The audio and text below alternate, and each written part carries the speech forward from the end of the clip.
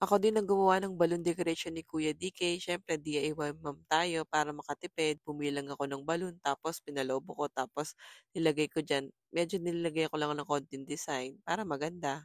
Ang ganda naman ng kinalabasan, 'di ba? Tuwang-tuwa si Kuya DK lalo na sa kanyang regalo at konting handa.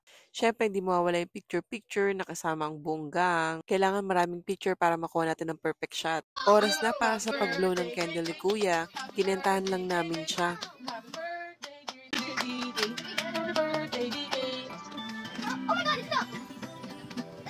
At syempre, hindi mawawala sa birthday party yung may nakikiblow na bata. Medyo na-disappoint siya na hindi siya yung nakablow. Kaya pinaulit na lang ulit namin. At pinaulit na pag-blow ng cake ni Kuya DK. Ali naman ang pag-blow ng candle kaya okay lang para masaya ang lahat lalo na yung batang makulit na to na mahilig mag-blow ng candle. Nagtititigan pa sila ni Ethan habang nagbo-blow silang dalawa. Hindi ko na alam kung ilang beses sila nag-blow ng candle. Please follow and like. Thank you for watching!